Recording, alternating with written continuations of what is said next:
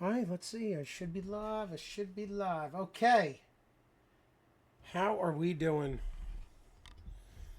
How are we doing, people?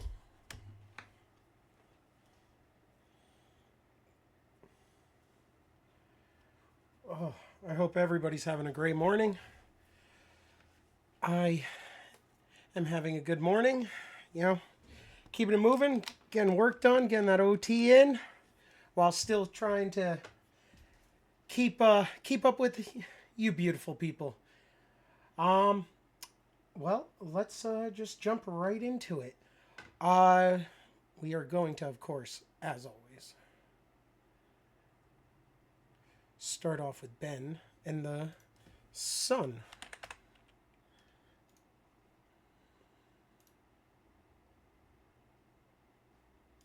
Good morning, everybody. Good morning. Let's see what the sun has in store for us this week. Remember, Good anything that morning, happens, unless it's light. Light is instantaneous here in a couple minutes, but everything else takes a few days to get to us. folks. Welcome, observers. It is Thursday, April 23rd, 2026. Today we've got a comet, a new view of the ocean, another story on Mars, they keep stacking, and we're starting with the last 24 hours on our star as we find the calm is broken. Several M-class solar flares have erupted this morning, mostly from the northern sunspots, both incoming and departing. CME production for sure at one of them, not aimed at Earth though, but this is what we've been waiting for. As of yesterday, the sunspots were too small and lacking magnetic complexity, but look how much the northern incoming region grew overnight, top left.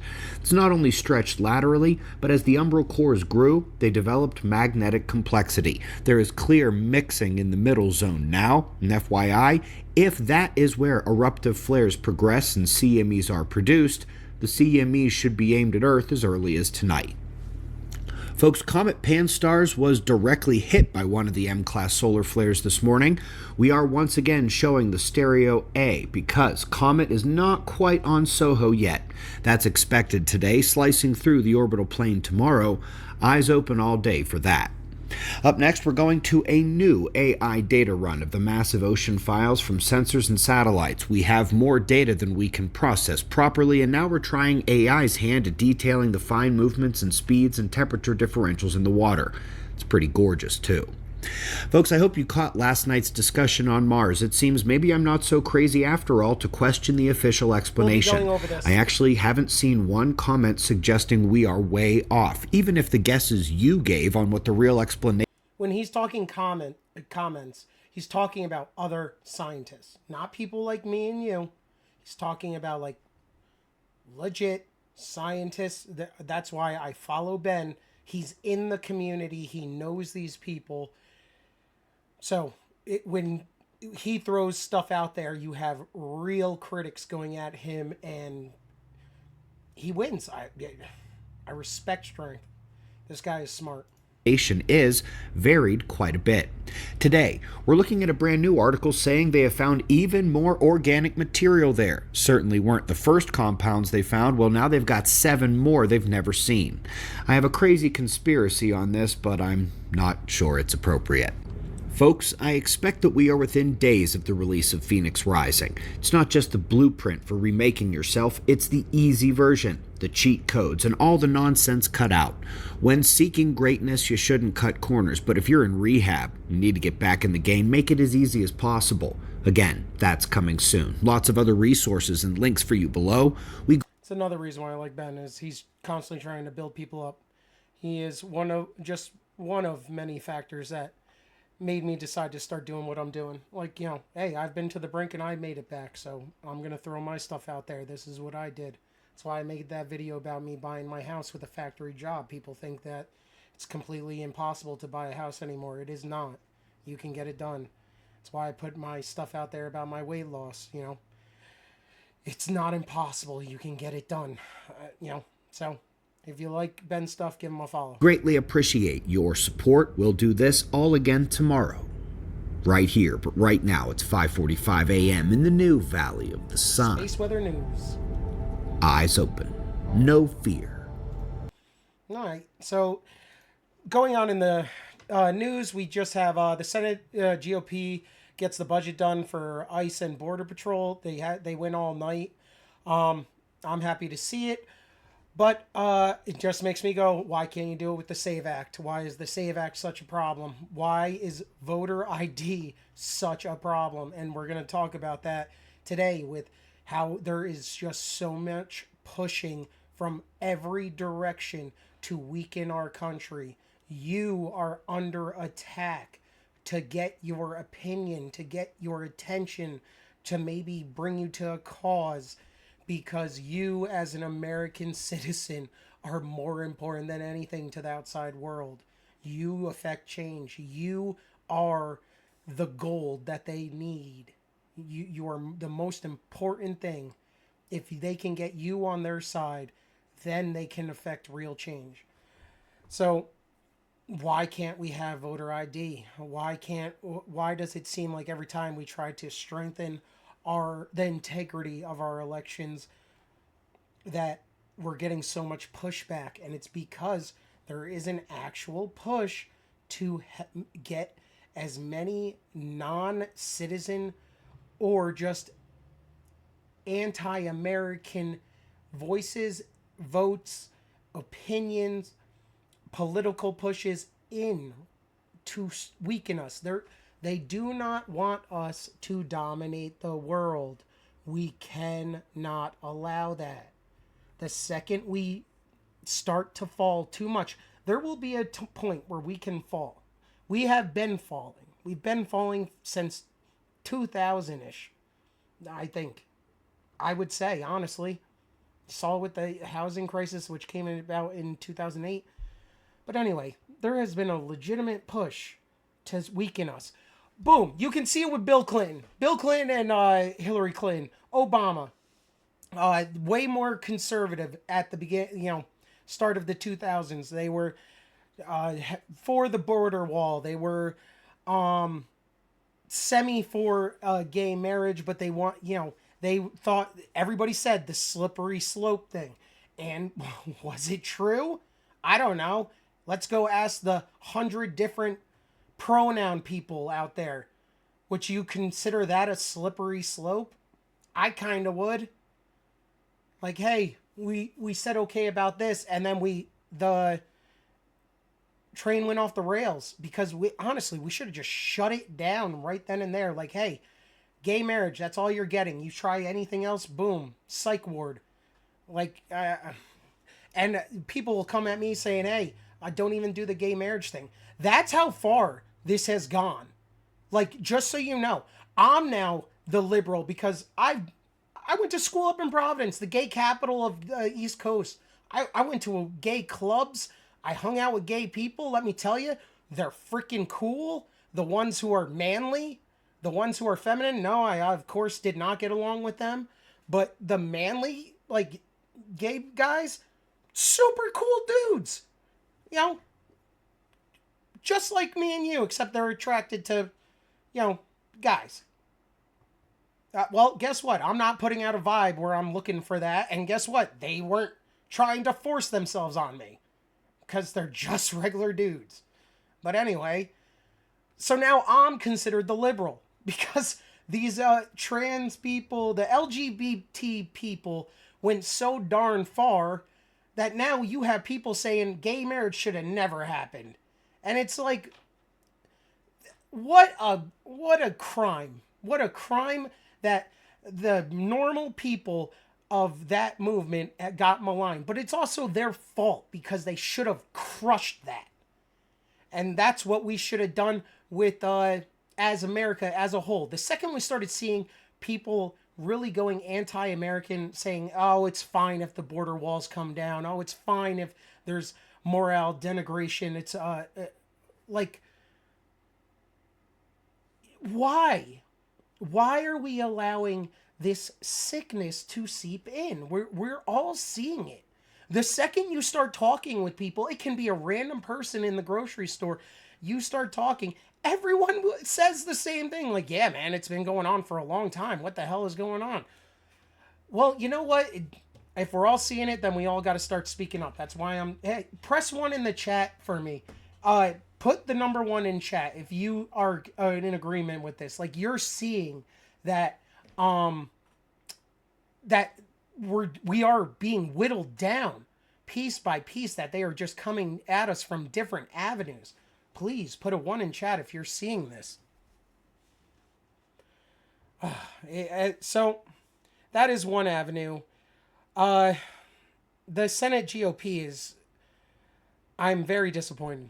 Just past the SAVE Act. I mean, you're seeing it with this getting through the ICE border wall. They had two people disaffect, two Republicans go across, Murkowski and Rand Paul. We really need to, from both sides of the aisle,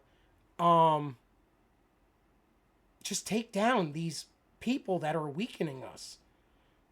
Like, it seems like it's a majority of one party, and it seems like we also have people in on the right that are that keep crossing the aisle to do these dumb votes. At some point, stop. Like, why are we allowing this? We need to. I'm going to go over that. We're going to do a breakdown of what we're looking for in our political nominees. We need people who are going to get in there and get the foreign money out. Thank you, Cry. I'm glad to see you agree. Like I said, put a one in chat if you think you're seeing this too. But yeah, I mean, we need people that are going to get all foreign money out of our politics. We need people that are going to talk about how long you can be a senator or a congressman. We need term limits. Sorry. We're going to do a whole breakdown. I'm going to use my whiteboard finally. We're going to get into that. What we should be looking for, no matter what political party you are, what's your affiliation. This is what you should be looking for if you're looking for a stronger America, because this is like the building blocks, the basis of what you should be looking for, and then your policies on top. Should be looking for somebody who has integrity, who's American citizen, not dual citizen, doesn't show any signs of a foreign alliance or foreign. If you have taken money from any foreign adversaries or allies, I don't like that. Why are you doing that? And we all know why you're doing it. You want money. Trump orders Navy to shoot Iranian boats missing, mining the Strait of Hormuz. Yeah, I mean, that's been known. Navy Secretary John Phelan was fired amid Pentagon infighting. Good. Get the people that just are... Get them out. Because you can see, once again, another clear push. You can see that there is definitely officers, generals in our military that are not about this new push of American empire, the American empire. We are definitely doing a straight up push to have bigger global influence along with pulling back at the same time. We want to be a bigger puppeteer than we are right now. Right now, we are more hands-on. We want to be more hands-off, but be able to have the same amount of pressure. You put on that pressure by using tariffs, global trade routes, and our money. You can use those three to affect change and pressure points. Yeah, I mean, we do not need to be as hands-on as we are. Trump administration reclassifies medical marijuana to Schedule 3. Yeah, they knocked it down another one. I just saw that yesterday I went to a smoke shop. A guy over here in town, a great guy, he just bought this business like 7 months ago. And in New Jersey, they just made it illegal that if you're not a dispensary, you can't sell any marijuana products. I had no idea that was even going on.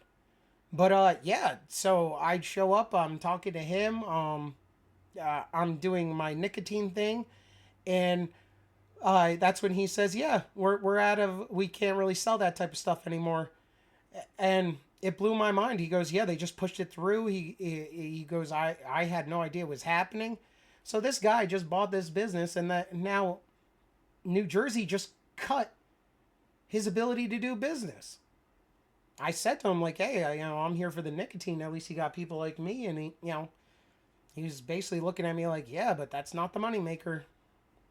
So we're gonna see. I mean, like I felt my heart goes out to the guy. Imagine trying to follow the American dream and then your piece of crap state comes out of nowhere and goes, nope, you can't do that anymore. Well, shit, I just bought this business, just bought all this product, and now you're telling me, can't do it. What the hell?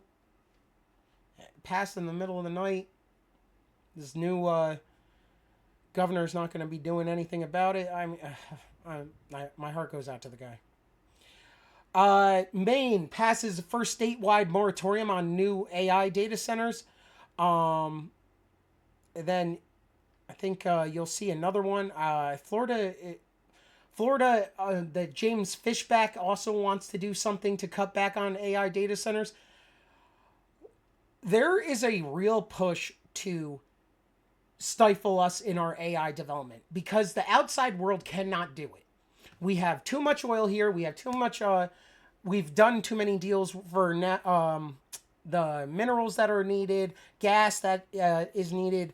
All of our AI development is taken care of. So the only way that the outside world can get in here and affect our AI development is by using, it seems, like one political party or fringe elements on the right to attack our AI development. And they're really, I mean, it's insane. You have people going and trying to firebomb Sam Altman. You have people trying to set fire to these AI data centers. Why?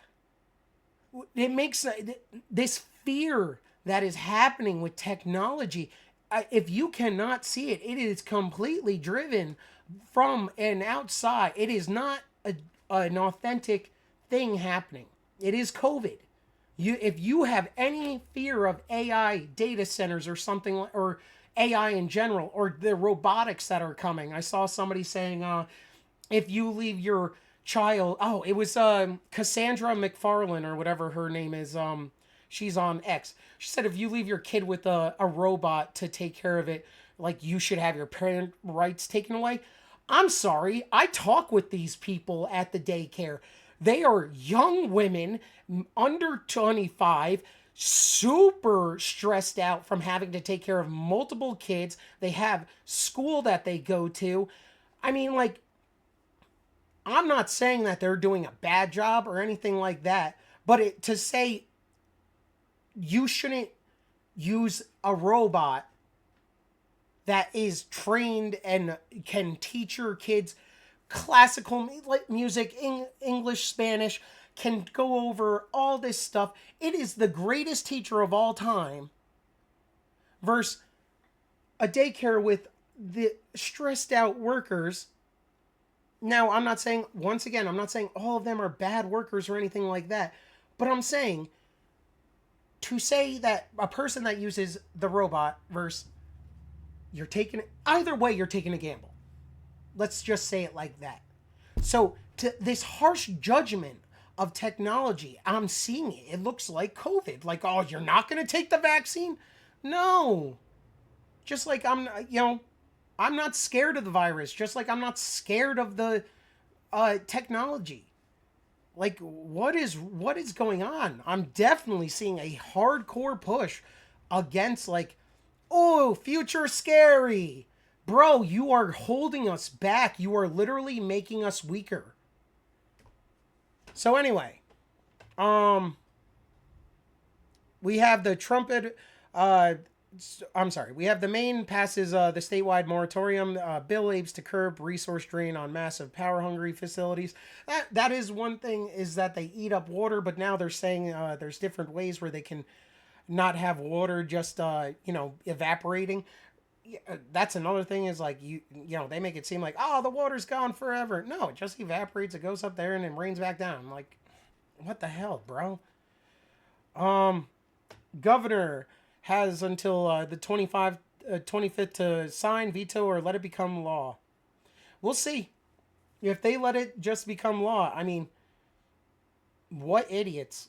But at the same time, we do need these guys really do need to get on the nuclear power plants, and I saw that yesterday.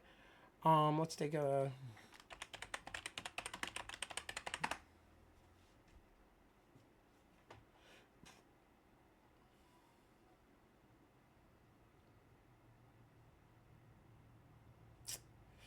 da, da, da.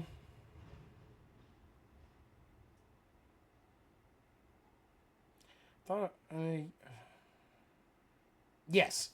It's official. America's 550 billion trade deal with Japan has resulted in a stunning surge of energy investments, up to 40 billion into module nuclear reactors in Tennessee and Alabama, 33 billion for 9.2 gigawatt natural gas in Ohio, 17 billion of natural gas for a south hub in the southwest of Pennsylvania, 16 billion for another natural gas fired power generator in East Texas. So we are starting to get our energy infrastructure up to par.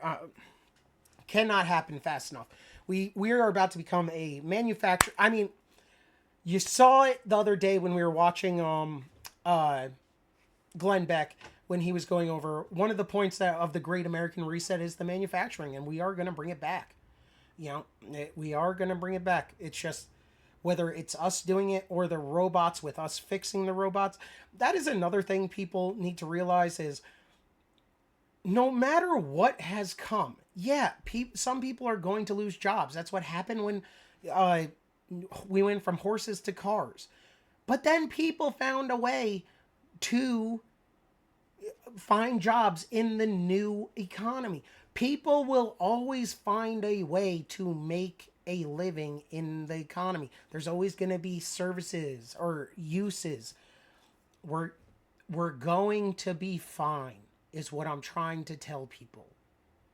You might not be doing the same job you've been doing, but if you want a job, you will have a job. And I will want a job. I will want a job. I want something to get up and do. I've seen what happened. It happened with me in my 20s. I had no job. I had nothing to do. And what did I do with my time? I drank. What do people do with their time when they lose their job? They drink, they do drugs, they gamble. They find a way to eat up that time because they are bored. I know that I cannot be bored. So even if they say to me, hey, do you want to stay home and live a generic life, but you're going to be totally fine, but it's a generic life and we're going to send you a check and you're just going to have all the time in the world, I know I'm going to say no. Is there a way, something that I can study and somehow that I can help in making America, in being productive for my tribe, my American tribe, my American empire? Can I somehow help? Because that does give me a good feeling. It gives my head a good feeling to say, hey, I did something today. So if we can figure that out, we will get it done. Elon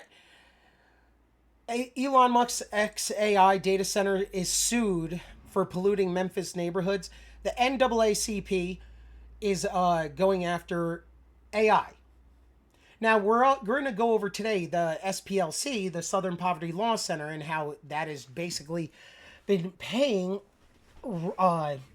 racists, the Ku Klux Klan and everybody, has been paying them $3 million over a span of time. Now they're saying, oh, well, we were paying for information. Bro, you're paying the people that are doing the thing that you don't want them to do. You are funding the exact thing that you're saying you're fighting. You're creating the need for your service. Are we seeing this? They're creating the need for their existence. Asmongold actually does a really good take on this, where he talks about how during the Crusades, these soldiers came home. And of course, you just were leading an army, or like a a lieutenant in an army. You had people under you. You felt awesome. And then they suddenly said no more crusades. Like, oh, okay, it's over. Go back to farming. Go back to being a farmer. And these people said no. That's where bandits came out of. Rival factions. The war does not stop just because you said stop. There's a lot of people that have invested into the war. That's why you're seeing a lot. We are ripping this system that has been in there. We are ripping it out. And it is going to fight tooth and nail because it is their existence. We are trying to end them. That's why my gloves are off. If they start, I want to prosecute and lock up all of my political adversaries. If there's a law that I can get you with, I will get you. That's what I'm about now. I don't want anybody vigilante justice. I don't want a civil war. I want to use the system that is there and lock up people that are doing bad things. If I can prove it, then you are done. We need to get the bad actors out. Doesn't matter which side. I think that's what you're seeing right now. So the NAACP is going after Elon Musk's data centers. Once again, trying to weaken America. And what is it? It's the NAACP, a political arm of the left. What was just found yesterday? The SPLC indictment is blowing up. DOJ hit the Southern Poverty Law Center with an 11-count federal indictment Tuesday for wire fraud, bank fraud, and money laundering. They allegedly raised millions from donors claiming to fight hate groups, then secretly paid over $3 million to KKK leaders and other extremists as informants, creating the need for their existence. Acting AG Todd Blanche announced it, saying the group defrauded donors. Yeah, because they were saying, hey, it's to help fight it when you were funding it. SPLC calls it political targeting. No, it's fraud. We're over it. No more fraud. No more corruption. That's why I think you're seeing a lot of creators are starting to, you just saw the Hodge twins,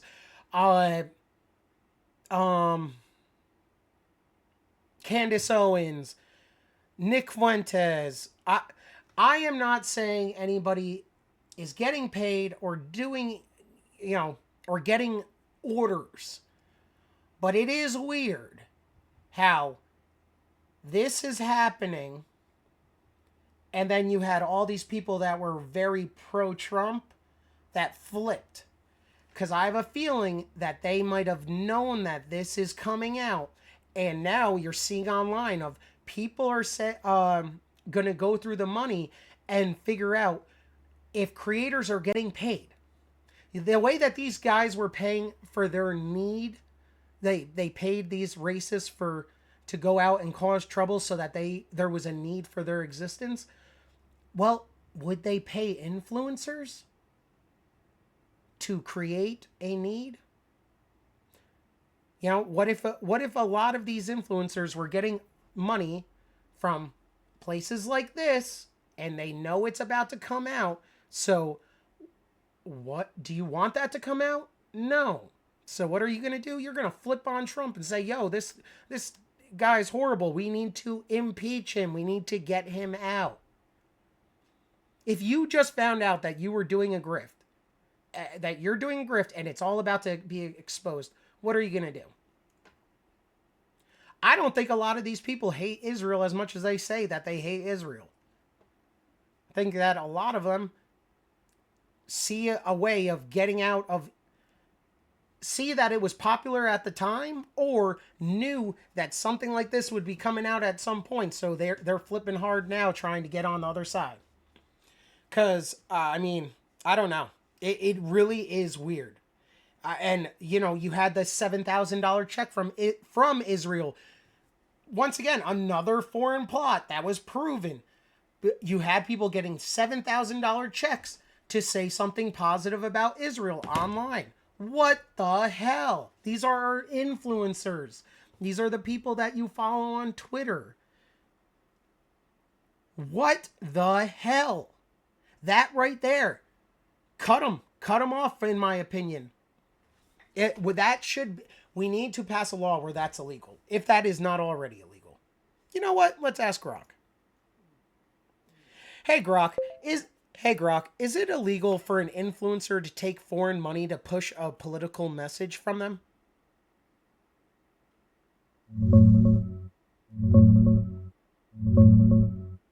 It's illegal if you're directly pushing election stuff. Sketchy if you're pushing a foreign government's message. Federal law bans foreign nationals from funding anything connected to U.S. elections. Ads, contributions, even indirect help. Influencers can't take foreign cash to boost a candidate. For general political messaging, like hyping a foreign country's policies, FARA kicks in. If you're acting at their direction or under their control, you gotta register with the DOJ as a foreign agent and disclose it. Plenty of influencers have gotten caught, like ones paid by Israel or Russia recently. Bottom line, pure opinion is protected speech, but paid foreign direction, you better tell the government or risk fines and jail. So, like I said, you had the Israel ones that came out. Russia has been. Isn't it weird how they only found the right wing connections though? Israel conservative, Russia conservative, but there's no left, huh? Well, I don't believe that, and here's how you're gonna know why. Fast and Furious. Remember the gun running operation where they were literally put guns into the street to create the need to create a situation that might change the opinions of Americans? Let's just go over the Operation Fast and Furious in case you forgot. It was an ATF operation in Phoenix starting in 2009 under Project Gunrunner during the Obama administration. The tactic was gun walking. ATF let licensed dealers sell guns to known straw buyers for Mexican cartels, hoping to track them to their big bosses. And also, some would say, let those guns go into America, hoping to let that... Anyway. About 2,000 guns were allowed to walk, mostly AK-47s, costing around $1.5 million. Only about 710 were ever recovered. It failed spectacularly. Trackers broke, agents were ordered to stand down, and no high-level cartel leaders were arrested. We just flooded the market with guns. Because I think to probably hoping that a shit ton of trouble would happen. And then people would be like, hey, we got to get rid of guns. This is how they operate. This is what they do. They manipulate, hoping to create change. And they manipulate in the worst way. They love tragedy. They love death. Nothing will change people's mind more than death. Why do you think they loved Minneapolis? 2 people died. In my opinion, domestic terrorists. So justified. But 2 Americans still died. And that's what they wanted. They wanted more. They wanted way more death, hoping that it would cause more chaos and then Trump would stop doing the mass deportations. And it kind of worked. People did, the mass deportations did kind of stifle off a little. You know? Anyway. A Border Patrol agent, Brian Terry, was killed. He was killed in December 2010 in a shootout in Arizona. 2 of the guns from that operation were used to kill him. Hundreds of guns ended up at Mexican crime scenes, linked to dozens, hundreds of deaths. It was a major diplomatic mess in Mexico. Whistleblower agents went public in 2011 after his death, the Border Patrol agent's death. Because that was the final straw. Where then finally people start to come forward. And those were the good-natured people. The people at the top wanted more. More death pleas. Eric Holder was held in contempt in 2012 for withholding documents. I mean, the consequences were mostly political and career hits. Some ATF bosses resigned or reassigned elsewhere. 14 officials faulted internally. Holder clearly cleared of knowing early. So there was no real consequences again. There never is. There never is. That is the biggest thing you should be looking at for your political nominees in the future, is people that will actually go and force consequences on this system, because this system does not care. They know they can get away with anything. Okay, well, let's take a look at the SPLC. Yesterday, the Department of Justice dropped an 11-count indictment charging the SPLC, the Southern Poverty Law Center, with wire fraud, bank fraud, false statements, and conspiracy to launder money. These guys, I just want you to know, I do have a horse in this race. I think these guys have been a bane of my existence for a long time. I have warned about them for a very long time. So, if you want an absolutely neutral view on the Southern Poverty Law Center, you're going to have a hard time getting it from me, but I'm going to try to be as fair as I possibly can with these guys. They are a tool of the progressive engine.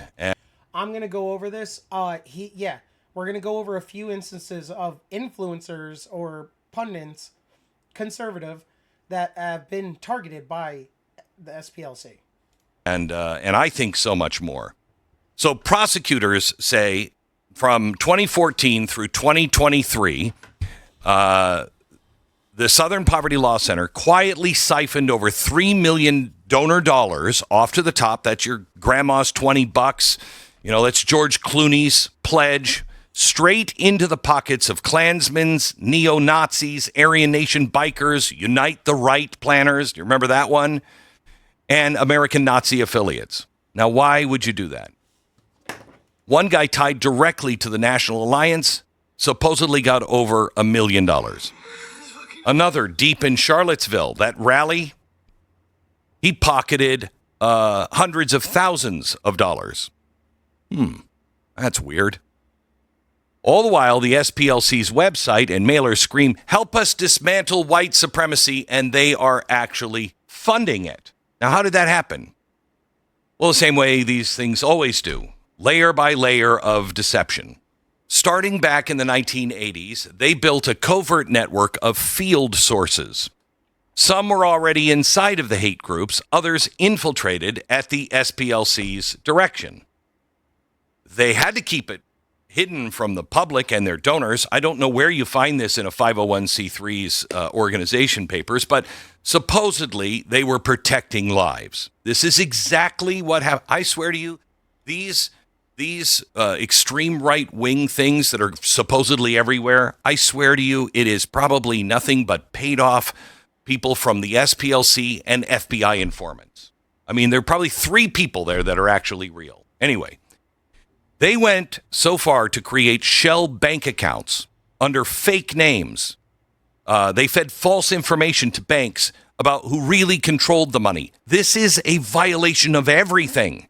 They routed payments through prepaid cards and cutouts. This is what terrorist organizations do.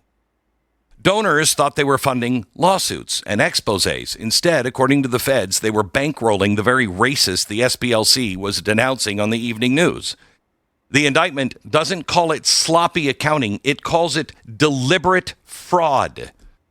A lie to get the cash, hide where it really went, keep the grift alive for nearly a decade. SPLC says this is just intelligence work. It's dangerous, necessary, and we shared it with the FBI. No, they didn't. According to the DOJ and the FBI, they say we had there's nothing telling us that you were doing this. DOJ said yesterday they weren't dismantling hate, they were manufacturing hate. That they paid the arsonist to keep the fire going so they could keep raising money to put the fire out. And on top of that, the DOJ said, never were we informed. Okay, I want to take this to a different place. Those are the facts. I want to take this to, if the allegations are true, this fits directly into what we have seen all over the world in really ugly political systems. Controlled extremism. Let me explain how this works. This is the way it's happened all over the world, okay? First, you help create or intensify the very danger you publicly are claiming to. We just went over this. bite. If the indictment's version is true, the machine would look like this. Money flows in quietly into radicals and to dangerous people, and it helps them become louder and more active. The public then sees a bigger threat. The organization points that threat out and makes more money, more moral authority, media defense, and political leverage. And it's just lather, rinse, repeat, lather, rinse, repeat. This is the self-licking ice cream cone. The danger feeds the institution, and that institution narrates the danger. Then you turn labels into weapons. In authoritarian systems, extremist, terrorist, foreign agent, these are all tags that are used to not just identify real threats, but to isolate opponents. You chill people's association. You cut off funding. You make the public afraid to defend the target. This is what Saul Alinsky talked about, okay? Yeah. Now, Reuters has reported that Russia, their Supreme Court, recently labeled Memorial extremist. And that created a mechanism to prosecute the donors, the contributors, and people who share its materials. Belarus used extremist designations to do the same thing to media outlets and journalists. So you begin to isolate people. Saul Alinsky. Third, you build a climate where the map becomes territory. Once a group is publicly targeted as hateful or extremist or subversive, the press, the foundations, the bureaucracies can begin treating the label as proof. So you'll notice that's what the press does. According to the Southern Poverty Law Center, this group is put the label in, okay? Yeah. This is... It's so easy for them too, because then you have the media which blasts the message. I mean, I don't know how, but all of these institutions are for whatever reason, against us. I mean, I just don't.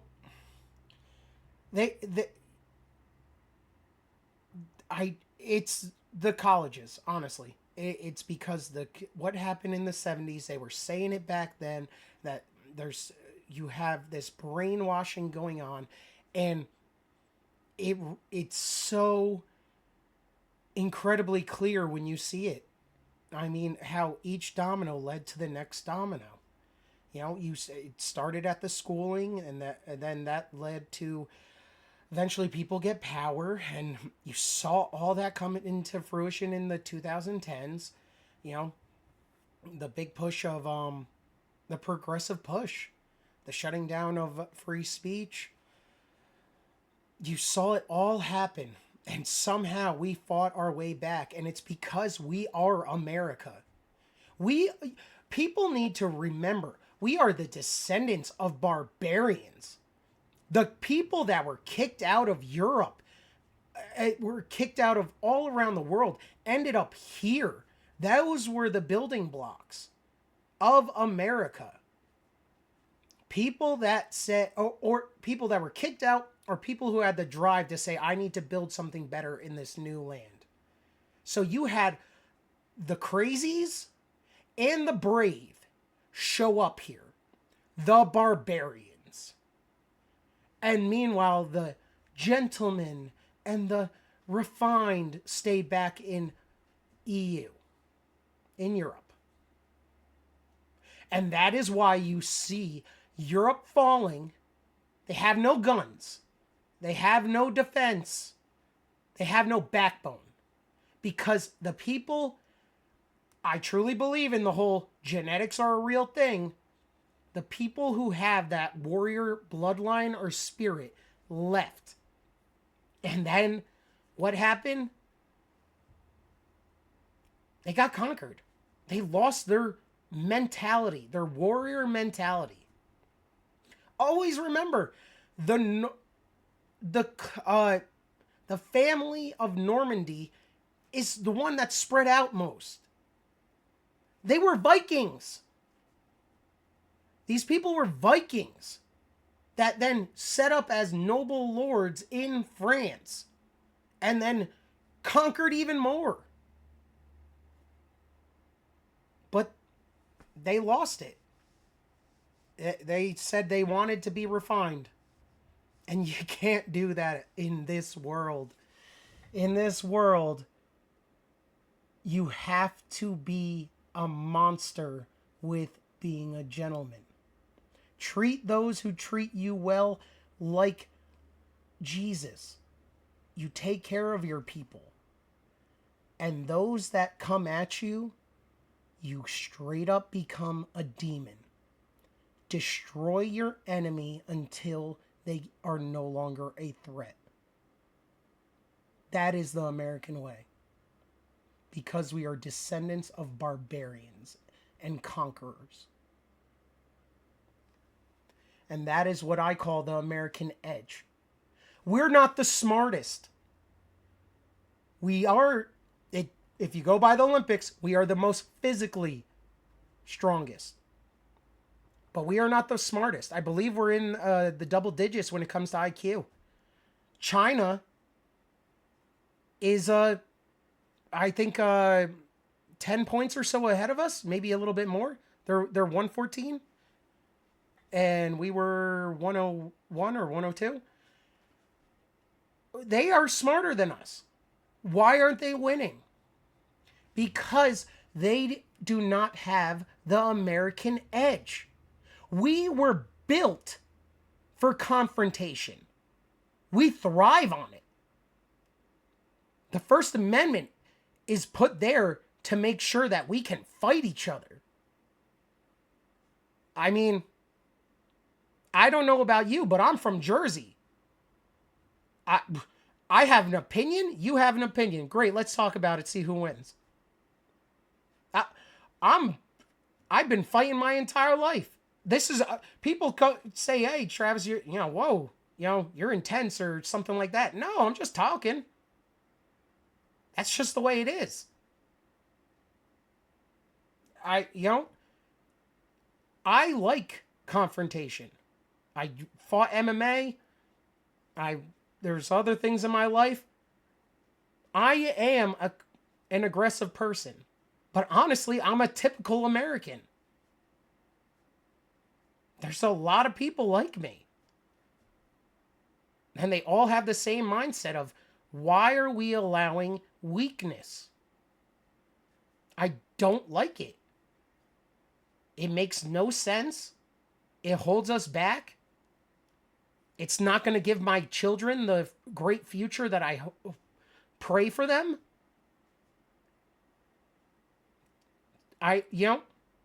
Why are we allowing it? It's because they're trying to dull our American edge. That's why it's amazing seeing how popular mass deportation is. That's a lot of people waking up saying, yo, there's a problem and I want it fixed. Good. Wake up. Say it. Scream it from the rooftops. Let them know, like, hey, this is what I think, and I'm not afraid to say it. Once people start speaking up, it's going to be amazing. The American edge is coming back. I'm seeing it with these I'm very involved in the streaming world. I've always enjoyed streaming. Played WoW. I've been following Asmongold, before he even started streaming. He used to make YouTube videos. I've Soda and all them. I've been following the streaming world for a while, and yeah, you could just in the streaming world you can see how weak it's become, how Hollywood it's been. Theater kids, the theater kids took over there, and then you're having the weakness of that. Hollywood and the theater kids took over there. Then you had the writers and the theater kid energy take over the journalism industry. They used to go off to Hollywood to write bullcrap, but then Hollywood doesn't want to hear their bullcrap anymore. Okay, well then I'll just go to this newspaper. When you have 50 Jennifers writing the same movie, you don't need 50 Jennifers. So guess what? 45 of those Jennifers are going to go to the Huffington Post. You know, so there's different avenues where you can see that the American university system really did try to dull our American edge. And then the military didn't help by suppressing our science. I mean, like, I think in the end, you're going to see a global push along with just bad decision making. Now, I can understand why the military would want to hamper the civilian side to kind of stay ahead, to not let our enemies get access. And I can understand it. But in the end, you did it too long. It's been 70 years. Are you kidding? Like, you've totally stagnated America. You were the threat.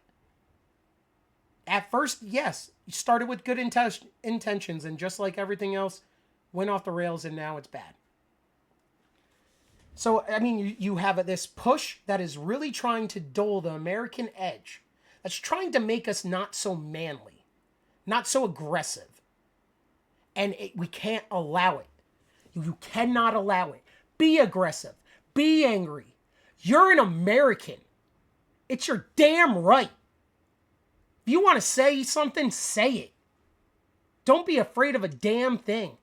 People are over the cancel culture. If you have an opinion that you think might get you in trouble, screw it. Say it. Because guess what? If you get fired, start a GoFundMe. Congrats, you're a millionaire. Who cares anymore?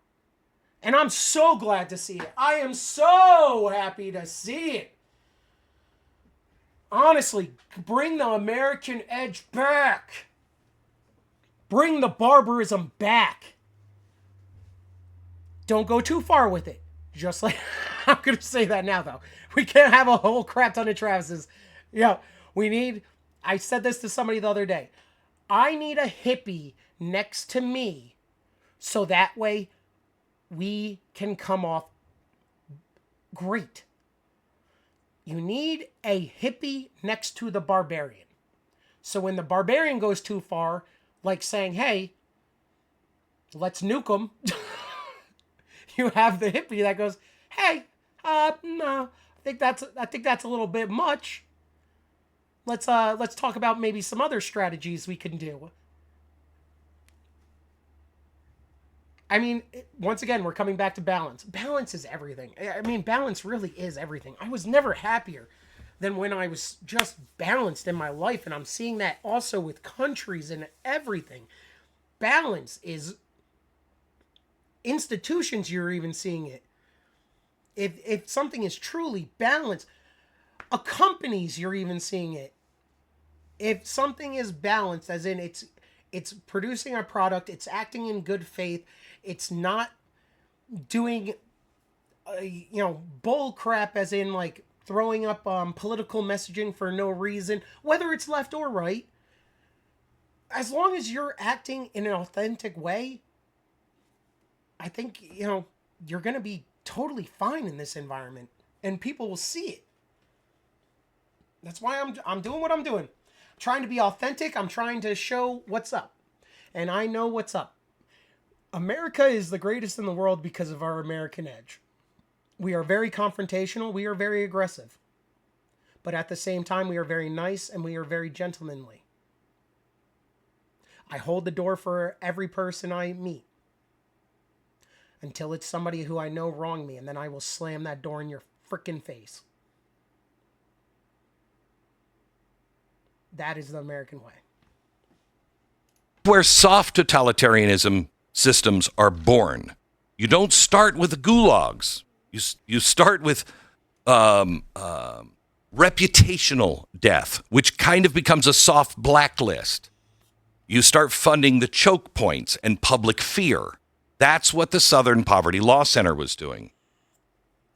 Freedom House has warned that authoritarian systems exploit broad extremism and misinformation networks and frameworks to tighten the control over speech and civic space. Think of that. What are they saying? They're saying you control once you get this label out, now you can control speech, You can control people, what they do in the public. AI makes censorship and surveillance and disinformation easier and faster and cheaper. Remember, what did the government do? After it did all of this, after the SPLC would label, what were they doing? The Biden administration was using them as justification to go to people and say, look, the SPLC says these are dangerous people. You have to censor them. Well, what is this beginning to sound like? This is beginning to sound like a color revolution. Okay? Usually, a color revolution, if it's not directed, it's a mass protest movement that arises because something is illegitimate. There's, an election fraud or whatever. It's usually a disputed election. And then they use civil society networks and independent media and public mobilization to challenge whoever the president is or the prime minister. That's a color revolution. So what do they need?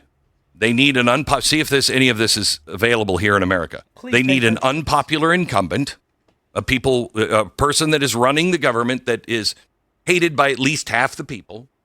They need a united opposition and enough independent media to spread the case that the vote was falsified or that this guy is an authoritarian, and you need to And they don't have alternative. They have mainstream media. They have the best vocalizer, blowhorn that you can have. dismantle and make the other side defending him afraid and fractured. You also need the ability to mobilize large protests like No Kings. So Moscow came to view this sequence as a series of things. First, you have to train the opposition networks. Then you have to delegitimize the government. You have to spark protest, replace the regime. That's how Moscow looks at it. I told you for forever, it is bottom up, top down, inside out. This is how the Kremlin interprets these events. Okay, whether that's accurate or not, that's the way they do. I think it's accurate. So let me get back to... I just want to point out that Russia, over the past 15 years, and you can you yourself look this up, or I'm sure we're going to see it as we progress. Russia has locked down their country. That's what they've done. They do their own natural gas, their own oil. They could throw up a 50-foot wall and survive. The only other country that can do that in the world is us. Why do you think they push Russia hatred so much? We are the two countries that are like the last kingdoms, basically, that don't need the outside world. That's why a lot of door slammer cry. Yeah, I mean, slam that door, bro. But yeah, that's why these two countries are always the enemy. Always. And then when they would love it for us to go at each other. They would love it. Hopefully it never happens. Honestly, I do have some bad blood in me for Russians over, but that's stuff from a long time ago. We're going to have to... they might end up being our greatest partner. Just so you know. But as we go down the line of what's coming over the next 20 years, I could totally see Russia and us combining as allies. And we'll see. The SPLC. If an institution can inflate or... I mean, combining as allies, not as one country, one name. I mean, like, hey, you have my back, I have your back, like the best allies. We'll see. Steer the public perception of extremism, then it can help manufacture a crisis atmosphere. They are not the key to color revolution. They are one layer of the color revolution. I believe this, my theory. Nothing is proven until proven in a court of law. But if you can create that crisis atmosphere, it does several things at once. It delegitimizes the political opponents. It pressures media to conform. It justifies surveillance and deplatforming. It scares donors and churches and business and people away from the, quote, wrong side. And it creates moral permission for extraordinary countermeasures. How many times have you heard people try to kill somebody? Well, let's use Charlie Kirk. How many people say it was justified? That's an extreme position, one that Americans have never held, never, except in our very worst times. Now you have people justifying violence. It's justified. Why? Because somebody has ratcheted up the labels. You just had Hassan Piker talking to the New York Times about the assassination of the CEO of the healthcare company, and he was arguing for the assassination. And they aired that. They allowed it. They said that was a legitimate argument, basically. They are speedrunning, trying to do anything they can to get us to fall. They would love for us to have a civil war. They would love for us to start tearing each other apart. There's literally one side that's begging for it, and the other side is holding back. We are holding back because we know we do this to hold this society together. Everybody's thinking the same thing I'm thinking. As much as I would love to do something, I know that it will just lead to chaos. And that's not good for my kids. So, it's really scary. It's really, really scary. We are at such a focal point in time of our nation where this will, like Glenn said the other day, we are at 2026, 2027 is going to be a huge turning point in America, whether we rise or fall. In an environment like we have right now, they're priming the ground for street mobilization, government action, corporate pressure, selective law enforcement. It's all pushing in the same direction. Now, that's not a revolution. That's the precondition for a revolution. That's legitimacy. Like I said, put a 1 in chat if you're seeing what I'm seeing. Please, put a 1 in chat. For war. If this is true, an organization says these people are dangerous, that feeds or expands those kinds of people. Those people continue to do dangerous things, and their dangerous things that they're doing is amplified, and it's made to look much, much bigger. Then the press reports the danger. Then the public sees that report. They label and they say, oh my gosh, it's everywhere. Yep. Then, because the people are rising up saying somebody's got to do something, the institutions demand crackdown.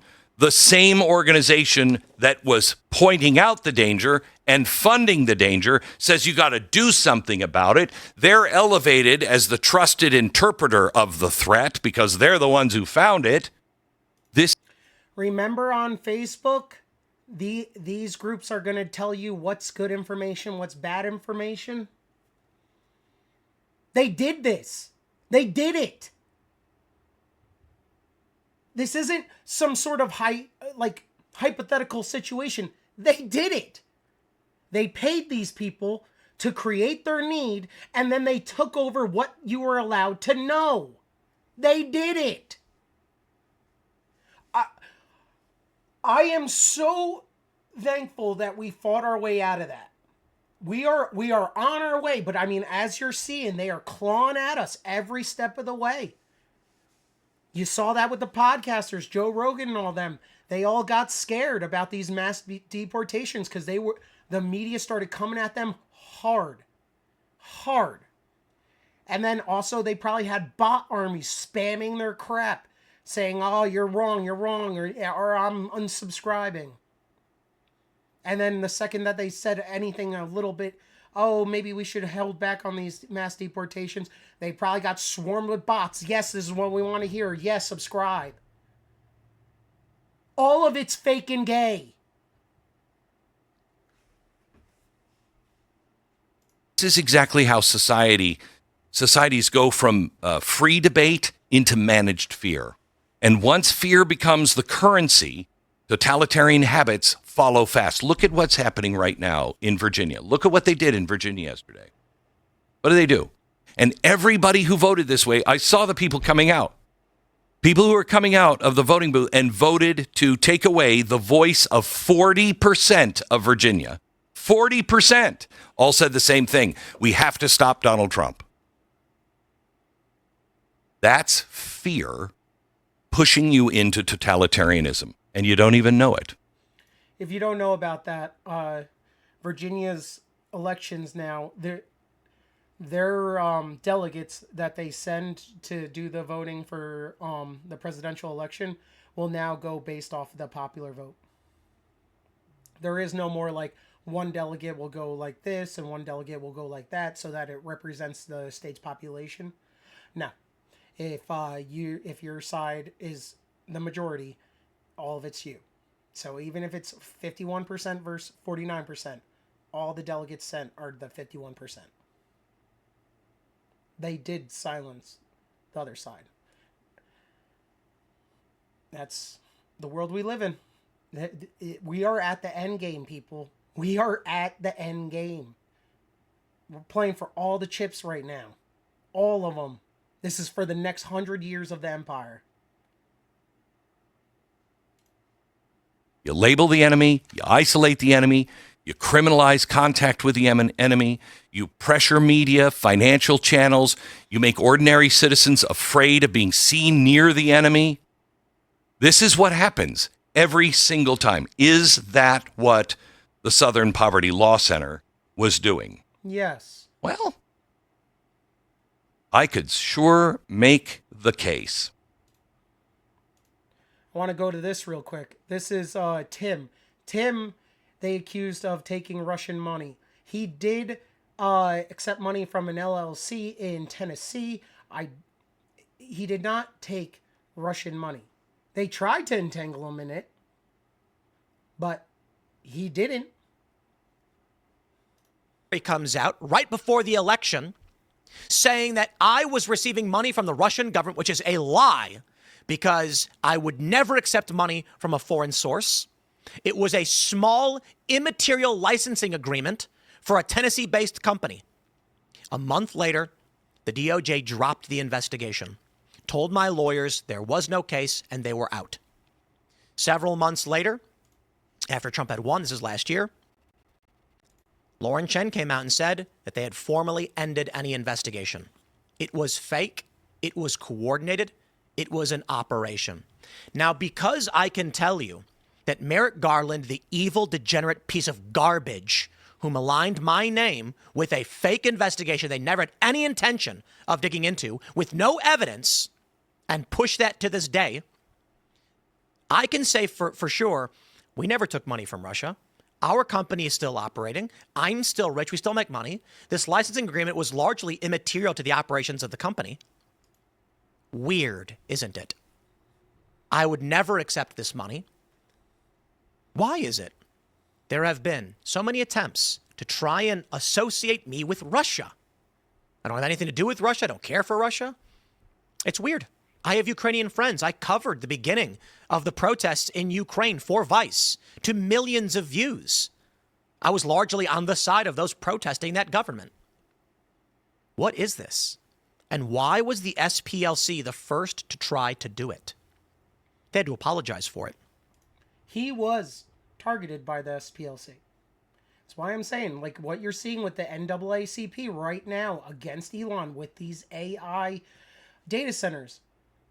This is the globalist initiative that doesn't want America to dominate the world, doing everything it can to hamper us, like we are doing to the world. I've explained this multiple times, how Iran, Venezuela, and other influencers are doing it too. are explaining how this is all to hamper the world. And honestly, to hamper China and all them. But I honestly think we're also doing it to hamper the EU. And we're trying to piss off those citizens. We're trying to make everything expensive so that way they can they're finally rising up against their overreaching totalitarian governments. Their free speech killing governments. These Western countries that are suddenly against any Western principles. It's weird. I tell you this because I view it as when they make a fake organization called the CIA. It's all and then one he big talks about happy family. what happened to Alex The Jones. other view is Alex Jones did screw up with Sandy Hook. Don't ever go near kids. Just don't ever talk about kids. The LGBT people found out about this with the trans kids thing. People just don't like when you talk about kids. Leave them alone. Like, just don't talk about kids. So yeah, he screwed up when he went after Sandy Hook. that everything is manipulated and controlled. And it's easy to understand why people believe one or the other. I tend to lean towards it's a bit more chaotic than you realize because I've been to the White House. I've met the president. I've met a lot of these people. And I can tell you, man, they these on social media, changing their opinions on a dime, and it feels coordinated. Doesn't mean it is. It could just be emergent phenomenon. Dominoes fall over and people react. They could just do that for free. They don't need to acquire his company to do it. Okay. Caught painting swastikas on black people's places and they're dead. Alex Jones. Charlottesville was a false flag run by SPLC operatives who hired actors to knowingly combine, conspire, confederate, and agree with persons known and unknown to the grand jury to commit concealment of money laundering. It's very interesting. Yes. So who are the people right now that are exposing the SPLC having done this? I got to give a shout out to my boy Alex Jones. Austin Allred says credit where it's due. Alex Jones. Charlottesville was a false flag run by SPLC operatives who hired actors to post. This is why I will always respect Alex Jones. He is right on some things. He was just majorly wrong on a few others. And then he just got. I think he fell for the ego. Like he thought he knew, and I think it got him. You got to know when to back down. As Nazis. Quote. So they advertise and they have a Unite the Right, Don't Be Racist rally. And of course, these guys with torches come and you look them up and most of them are actors. You can even look up their names. They're Democratic Party operatives. They've been caught painting swastikas on black people's places and burning crosses, and they always get caught. Yep. This is why they eliminated Alex Jones and InfoWars. And it's now being shown. You're seeing the same people protesting in Minneapolis that were then in LA.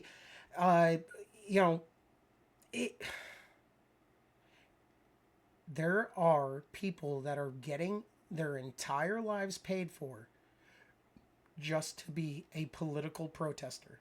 And it all started back in 2016, 2017. It's when it really started to pop off. God, I really should look farther back. I'm sure it goes even farther back, but it's really obvious from 2017 on. This is why The Onion is buying InfoWars. They don't need to. I mean, let's just break the InfoWars thing down. The Onion is taking the domain InfoWars, and they're going to turn it into a parody website. They could just do that for free. They don't need to acquire his company to do it. Story of Alex Jones is that he defamed the Sandy Hook families in 2012, I believe it was. They sued him.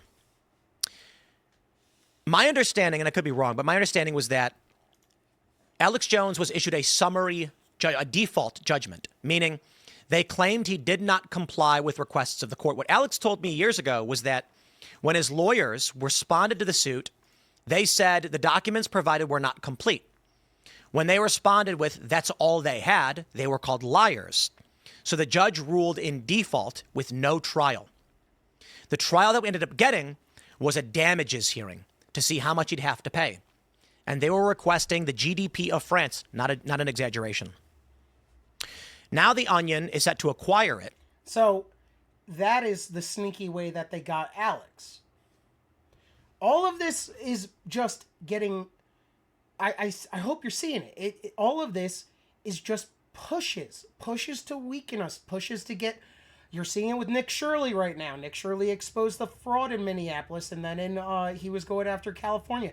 California is now passing a straight up law that is called, or nicknamed Nick Shirley Act, because it's criminalizing those investigating it. Why would they not want people to look into this stuff? Because they're doing it. They're doing it. Why don't they want IDs to vote? Because they're doing voter fraud. Like Elon said, back when Doge cuts were happening, cut off the money and see who's complaining. Those are the people doing the fraud. And it's going to turn it into a parody site. I mean, this is crazy. So, I mean, you're seeing it. Seeing it from everybody. They went after Alex. They went after Tim. They went after Glenn Beck. You're seeing it. It's all fake. And it's all to just change your opinion. Because you, the American citizen, are the most important thing in the world to these people. And if they can't have you, then they're going to ship in other people from other countries that will vote the way they want. It's why mass immigration is such a big thing for them. Because more and more people are waking up saying, hey, you're not helping me. You're not benefiting me at all. Yep. Let's move on now to the good stuff. All right. Jesse Michaels did a great breakdown of how the scientists are going missing. A really good breakdown of the general, who's like the big one. So let's take a look. This is Jesse Michaels. Give him a follow. He's also known as American Alchemy. I really enjoy his stuff. He's really good. He's very smart. He puts it all together well, and when he's live talking, he remembers everything on the spot. Really intelligent guy. He used to do investment banking and all that, and then he walked away from that to do this because this was more of his passion. And good for him. What do you call it when a retired Air Force general, one who once ran the most notorious lab in UFO history, vanishes from his house in broad daylight? The general was involved with the Pentagon's most advanced aerospace research. When the NASA material scientist behind a breakthrough rocket engine alloy disappears 30 feet from her friend on a hike. She was right behind them, 30 feet behind them, and then she disappeared. When one of MIT's top plasma physicists is gunned down outside his own front door. This many top scientists getting killed or going missing in just under a year looks like a major red flag. Who were the first people the Israelis killed in Iran when they went in? The first thing you do is kill your scientists. It's the kind of thing that sounds like the Chinese science fiction book, The Three-Body Problem. A world where scientists don't just make discoveries, but become the front line of a war they don't even know they're in. A world where the future rests on some of the most important minds on Earth, and those minds start disappearing.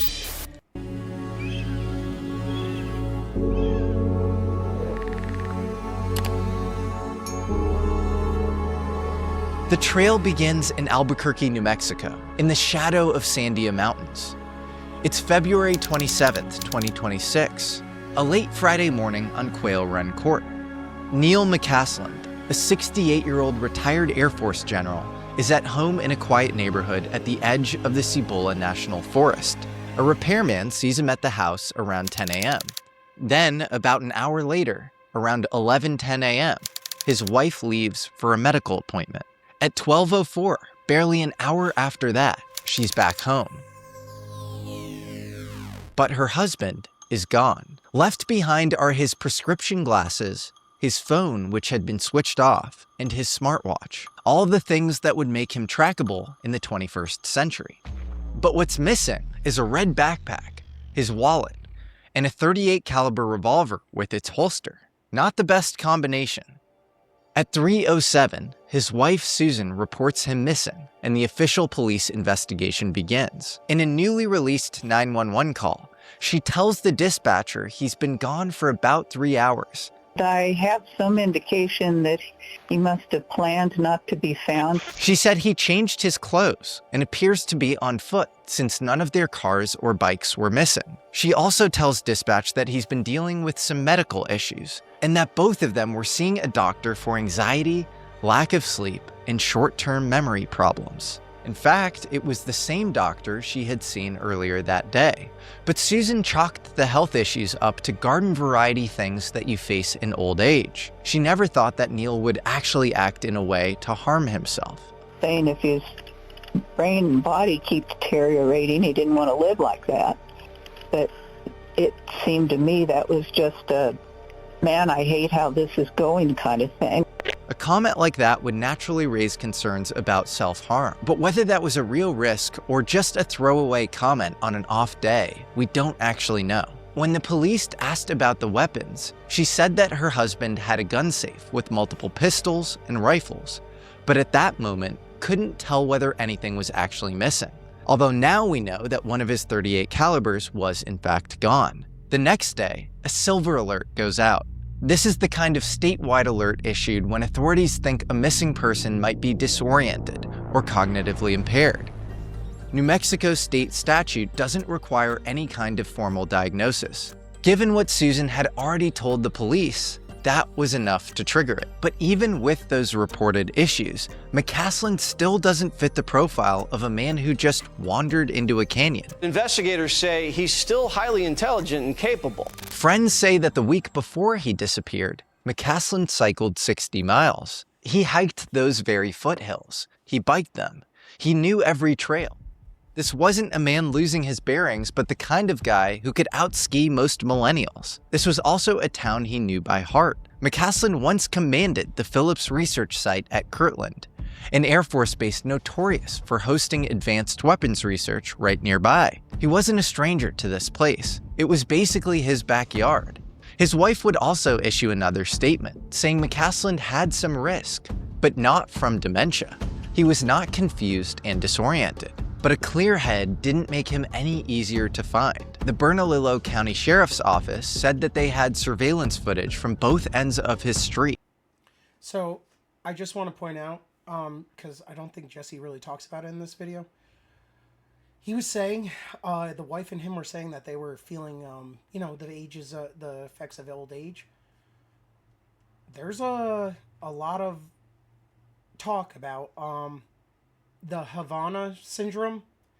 Like, these two could have been targeted and getting hit with, remember the discombobulator and all that? Like, it does stuff to you, but that's more immediate. That's more weapons. There's other more subtle ways where they're going to hit you with other different energy waves that will have a slower effect. There's actually a documented case where they did this with a UFOologist. They made this guy go crazy. They bought the house across from him and was directing energy into his house that will eventually break you. There's also MK Ultra. There's other studies or other experiments in Black Ops that are now declassified, and they talk about how they do this stuff. They can literally drive you crazy. And still couldn't confirm his direction of travel. They made public appeals for doorbell cameras, dash cams, GoPros, anything. If you have any information where McCaslin may be, contact BCSO's Missing Persons Unit. Within the span of a week, the search expanded from the Sheriff's Office to the FBI's Albuquerque Field Office to the Air Force Office of Special Investigations, New Mexico State Search and Rescue, Albuquerque Mountain Rescue, horseback teams, 3 types of search dogs, drones, helicopters, and neighborhood canvassing. And despite living in an era with enough cameras to catch almost every delivery on the block in which he lived, no footage of him ever surfaced. Police accessed his electronic devices and searched his usual hiking spots, like the Elena Gallegos area into the Domingo Baca Canyon. But there was still no trace of him. After weeks, all they could find was a gray Air Force sweatshirt a mile east of his house. And even after testing it, they couldn't confirm it was McCaslin's. So we're talking about a regimented, physically active military vet who vanished from his house without leaving a single digital or physical fingerprint behind. That alone is strange, but it gets stranger once you understand who McCaslin actually was and the world he came out of. General McCaslin, his disappearance was discussed. UAPs were discussed. So I don't think this story is going away, Jesse. This was a man who spent his career deep in the black world of American defense. When you read his official Air Force biography, you realize he had access to things that the rest of us aren't even supposed to know exist. The foundation for that kind of clearance started when he graduated from the Air Force Academy, earned a PhD in astronautical engineering from MIT on a Hertz Foundation fellowship, and later studied at Harvard's Kennedy School. He went on to lead the Space-Based Laser Project Office, served as Vice Commander of the Space and Missile Systems Center, was the Materiel Wing Director at the Air Force Research Lab's Space Vehicles Directorate at Kirtland, and spent part of his career in the National Reconnaissance Office, the world of black, off-the-record satellites. His career spanned everything from directed energy to space weapons to nuclear oversight. You probably get the point. This was a man who could out-credential most presidents and probably had more access than them too. And there are two jobs on his resume that matter. This man had more access than 99.999% of people. Like, this guy was the top of the top. That's why, you know, I truly do believe, like, yeah, he might have been getting hit with some sort of energy weapon trying to get him to maybe die. And I personally think that he sounded the alarm and they got him out of there. I think he's still alive, and I think he's with our people. I think that is going to be happening to a lot of top researchers and stuff like that. People now know to be on the lookout. The second something is feeling fishy, then I'm thinking that they're gonna throw up a red flag, and our people are gonna snatch them up and be okay. That's one option. The other option is nefarious. It's our people killing them, so that way our secrets stay secret. Or another one is that China or somebody got him. And the reason that people are saying that is he took the backpack, he took the gun, but he left everything else. Why would you take the gun other than to make some sort of statement? Like, he might remember, he said, "Oh, I don't want to live like this." They're trying to make it seem like he went off and killed himself. And as the wife was saying, she doesn't think that he was that far gone in dementia. That's why people are saying this is what you would do if somebody snagged him and wanted the trail to go cold. That's what you would take, is the backpack, the gun, and make it seem like he went off into the woods to go end it on his own terms. Matter more than the rest. From June 2009 to May 2011, McCaslin served as Director of Special Programs at the Pentagon in the Office of the Undersecretary of Defense for Acquisitions, Technology, and Logistics.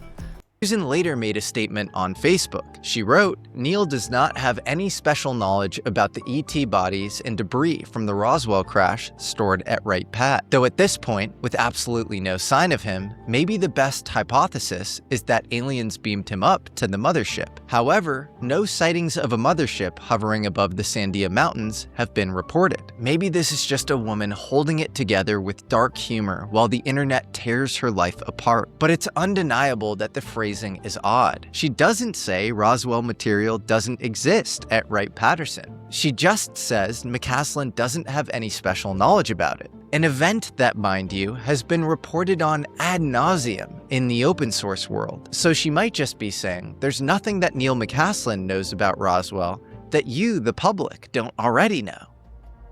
Now look, any reasonable person should be hesitant to parse or speculate on the words of a grieving wife. And Susan and Neil deserve all of our thoughts and prayers. Amen. But also, to any reasonable person, these words almost feel like a cipher to decode, an invitation to speculate, just a little bit. And the statement ended up provoking just that. They spurred a lot of public speculation. If anything, the internet theorizing went into overdrive. I do think that there are secrets that obviously will not be released because we have technologies that other nations don't. And just see the superiority of our forces right now with Iran. Had McCaslin been quietly folded into some continuity of government program? Or taken into protective custody in preparation for the war with Iran? Had he been taken by a foreign adversary that understood exactly how valuable he was? People in UFO world associate McCaslin with the Majestic 12, an elite and top secret presidential advisory panel dating back to Truman and Eisenhower that deals with the UFO topic. There are a lot of reasonable questions. As you can see, Jesse is more into the UAP focal aspect of it. I don't know. I think it has more to do with energy. I kind of keep it more, when it comes to this serious stuff, I definitely keep it more planetary. Like, you know. Yeah, I mean, cry, yeah, he gave away the secret. I mean, there is a lot of disclosure. Maybe it has something to do with UAP. I'm thinking it has more to do with weaponry and energy. Because, so now, let's move on quick. I'm seeing the time. I now need to start rushing because I have to do a little bit of chores before I have to head off to work for some overtime. As to whether this Majestic 12... So, I want to just jump over to... Electing all... In fact, after leaving his post in government, he's listed as a founder of DBE Consulting, a New Mexico national security consulting firm tied to James Tegnalia, the former deputy director of DARPA and the director of the Defense Threat Reduction Agency. And that's why I think it's more weapon. DARPA's weapons. Yeah. We're talking advanced technology weapons. I think I think the UAP is a distraction. I think this dude is one of the brains behind a lot of the top tier weaponry that we have. This agency... Okay, now I just want to skip to this other woman scientist who's missing. The stalemate finally shattered in the 1990s thanks to the hard work of Dallas Hardwick and Monica Reza at the Rockwell Science Center. They engineered a nickel-based alloy tough enough to survive the crushing pressure, but stable enough. They're the ones that figured out this material that can hold together the explosion of the rocket. So you can have more force in the rocket as it's exploding to force it up rather than everything just going boom. You need something that was strong enough. They made a material that is strong enough. They created a new thing. To not go up in flames or fracture in an oxygen-rich hellscape. They named this supermetal Mondoloy, the first three letters of each of their names fused into one. By 1999, the Air Force Research Laboratory, or AFRL, began co-funding their work. The same Air Force Research Laboratory that was later headed up by Neil McCaslin. Monica told Space News that over the next 2 decades, and after multiple Air Force and NASA contracts, the metal she created was eventually scaled into a family of superalloys, Mondoloy 100 and 200, each engineered for different temperature and pressure conditions. This was the vital national security hardware that would allow us to stop relying on Russia. Fast forward, and Mondoloy ends up in kerosene-fueled AR-1 engines, Rocketdyne's US-built replacement for the Russian RD-180. Then, in May of 2011, none other than Neil McCaslin came to Wright-Patterson as the new commander of the Air Force Research Laboratory while the Mongoloid program was still active. And Monica's co-inventor, Dallas Hardwick, who had been at Wright-Patterson since the year 2000, was right there alongside him, embedded in the lab's materials directorate until her retirement in 2012. This was the exact place where Mongoloid 200 was co-developed. In fact, a National Academies report shows the Mongoloid partnership was shared between the Air Force Research Laboratory and Monica's team at Pratt & Whitney Rocketdyne, which later became Aerojet Rocketdyne. The Air Force knew that mastering materials like Mongoloid could shape the future, and at Wright-Patterson, cutting-edge science has long been rumored to blur into the unexplained. But there's a long and much weirder history of exotic metallurgy coming out of Wright-Patterson, and this is where the story goes somewhere familiar. Some researchers connect Mongoloid to a specific lineage of exotic metal that goes all the way back to the alleged Roswell crash of 1947. In an interview with journalist Bob Pratt, Jesse Marcel... He's talking about a thread. People theorize that the material that she and the others created, the Mongoloid, was based off of material from the Roswell crash, which has another connection to the UAP. This is something that was already out there in the public. So once again, it's another weird connection. It's not like this is just something somebody said within the past month of these people missing. No, this is stuff that's already been out there. And now she went missing on a trail. Jr., the Army Air Force Intelligence Officer, 30 feet from her hiking buddies. She was there, and then she suddenly wasn't. At the Roswell crash site, described some of the debris as thin and foil-like. And when he held a lighter to it, it did. Okay. But yeah, so I mean, we're gonna have to see. More is coming out. I just wanted to show that little update. We're gonna be, we're gonna just keep updating on this, seeing what happens. All right, now before I end this, I want to do the Mars cover up with Ben Davidson. This is new. I've never, it's blowing his mind. It's blowing my mind. Yeah, this is a new conspiracy for me. From Viking, 50 years ago, technically, 49 years, 7 months ago. We're going to call it 50 years ago. And the exact same image, you'll notice that the craters you can see here, they're lined up with what you're about to see. Today's image of the exact same area. Okay. What's their explanation? Their explanation is that this black stuff is volcanic ash. And this volcanic ash is blowing around in the Martian atmosphere and is blowing up and covering these structures.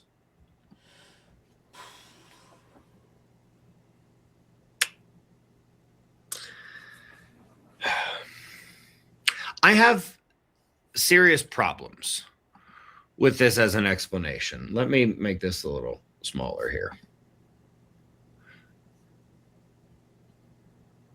I have some problems with this explanation. As we go from here to here, I would say the first thing it looks like is that material is not this black material from here to here. As we go from here to here. I would say the first thing it looks like is that material is not, this black material is not being deposited. It's like the red is being eroded, revealing this below. That's just the first thing it looks like. And then I think about their proposition that this is volcanic activity. And I want to say, I actually had this wrong idea. I had sort of envisioned there being no volcanic activity for millions and millions of years on Mars. Turns out scientists believe the last one could have been as recent as about 56,000 years ago. Most scientists think it may have been close. That event was closer to about 200,000 years ago. But even still, this in 50 years from something that got deposited 50,000 years ago, how is there still so much of it if Martian wind is what it is? How has it not completely just mixed up all around the planet and just basically been diluted by the red dust, mixed up with the red dust? How is black as shit? I mean, I don't know. If I could snap my fingers and have the actually looks like there's quite a bit of detail on some of this. Viking wasn't all that bad. All right, now he's going to give the breakdown. This is what he's saying. That's interesting. Look what happened to... I could probably zoom in on that. Bet I can. All right, look at this crater down here. Look what happened to her. You see how it's kind of like the bullseye crater? No, I don't know if I'm going to be able to do that. Look at that.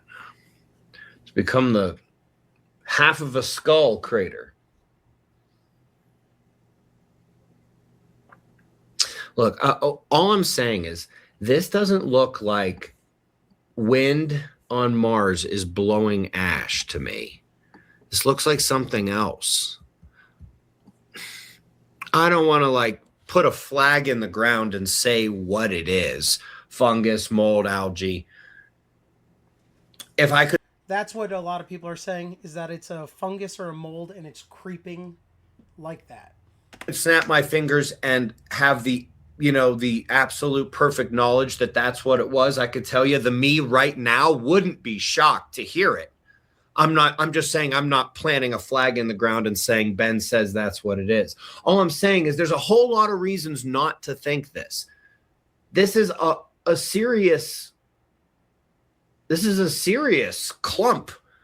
This is a serious aggregation of black dust, of black volcanic ash from 50,000 years ago with these kind of winds. It hasn't been polluted with red dust. It's still black as shit. I mean, I don't know. Yo, it doesn't make sense. That's a problem for me. How this thing looks like this after 50,000 years. Problem number 2, the way it's creeping is not the way wind blows stuff. 3, it appears to be something at very least being uncovered, like the red surface layer is being lifted or scoured away somehow. Obviously not by water, but this doesn't make sense. And if the wind's blowing that way, why is there only ash on this side of the crater? Why is it just dropping a blob there and a blob there that really looks like a star? That's just preposterous. And also, what happened to this thing over here from there to there? Wind doesn't deposit stuff like this. And when you look at how many, I wonder, did I put it too far? I also feel like, look at this. Look at how many craters you see here, okay? All right. It's not like there's none. 1, 2, 3, 4 over here, Yep. Couple down here, a trio, and then this line. So it looks like there's a lot more craters now. That's another thing I want to point out, actually. Let me zoom out a little bit more. Now, I grant you, I don't know what all these little areas here, maybe that's just bad resolution on Viking. But even still, I think there's a lot more things here. Smaller things that were previously covered up by the red dust and are now being exposed as the red dust is being popped off of there.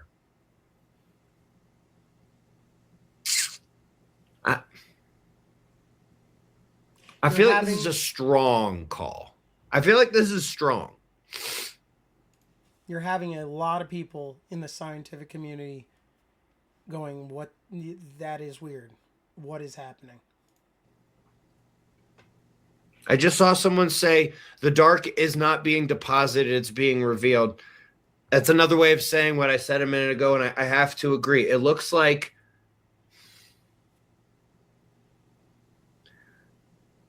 the red is being removed. I think this entire article is just nonsense. So, new conspiracy. Something going on with Mars where the red dust is moving and revealing the true surface. That, or it is some type of algae or mold that has creaked over 50 years. I don't know. We're going to now, with Ben pointing this out, you're now going to have a lot of people now keeping an eye on this. So hopefully we'll get some answers. But yes, it is weird. All right, guys, I got to get going. I got to clean up my house and get ready for work and go make some money. All right? So you guys have a beautiful day. Thank you for joining me on Kick Off the Morning, the unofficial, official morning show of Kick. Please give us a follow. We're trying to get to 50 followers now after crossing that 20 threshold. Thank you, thank you, thank you. I hope you guys are having fun. Hope you're learning something. And I hope you keep your American edge. Be a gentleman, but don't be afraid to be a monster. We're going to go over Jordan Peterson talking about that. All right? Man, I love this show. Thank you very much for joining me. I will see you tomorrow.